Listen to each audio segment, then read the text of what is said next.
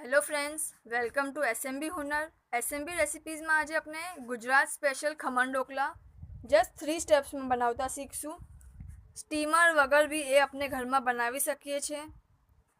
Okay, એના વાસ્તે આપણને શું જોશે?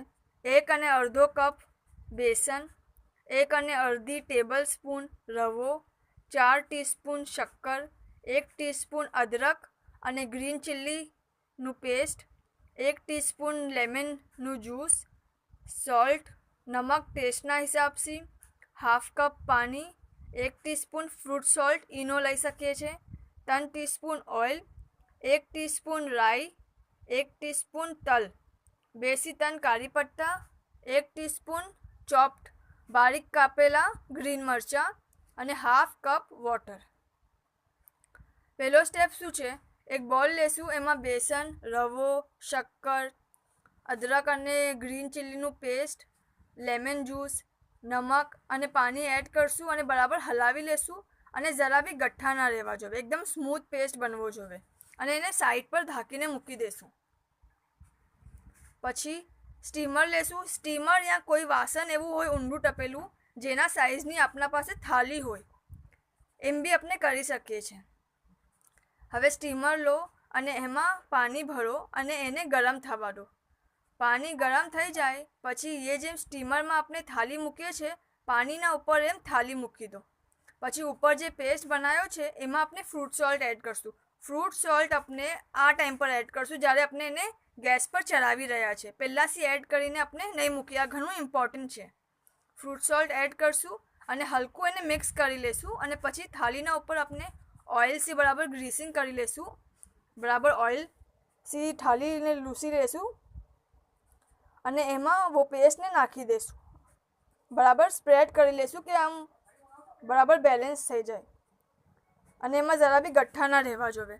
પછી એ થાળીને સ્ટીમરમાં મૂકી દો અને એને કવર કરી દો. 10-12 મિનિટ એને મીડિયમ ફ્લેમ પર કૂક થવા દો. પછી આપણે એકવાર ખોલશું અને ટૂથપીક મેથડ જે હોય છે ને, ટૂથપીક અંદર નાખવાની, યા અગર ટૂથપીક ના હોય તો કાંટો બી લઈ શકો છો, અંદર નાખવાનો. અને અગર એ ટૂથપીક પર કંઈ બી ચીપકેલું હોય મતલબ કે હજી પાકું નથી, અને અગર ટૂથપીક ક્લીન આવે મતલબ કે પાકી ગયું છે, આપણે લઈ શકીએ છીએ.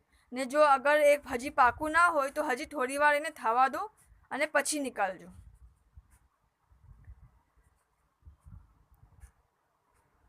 અગર તૈયાર થઈ ગયું હોય તો થાળીને નીકાળી લેજો અને સાઈડ પર મૂકી દેજો.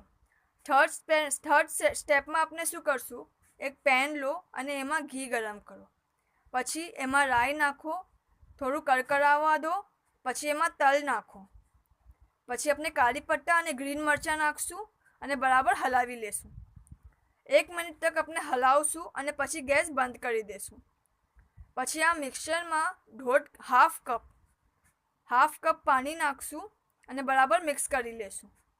પછી આ મિક્સચરને ઢોકળાના ઉપર આપણે છિડકી દેશું, બરાબર સ્પ્રેડ કરી દેશું. પૂરી જે થાળી હોય આપણી ઢોકળાની એના પર નાખી દેશું.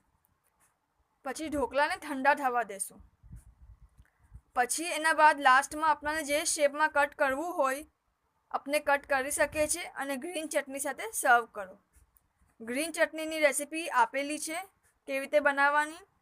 ઓલ્સો આ રેસિપી ઇંગ્લિશમાં બી અવેલેબલ છે એસએમબી હુનરના બ્લોગ પર, એની બી લિંક આપેલી છે. શુક્રન.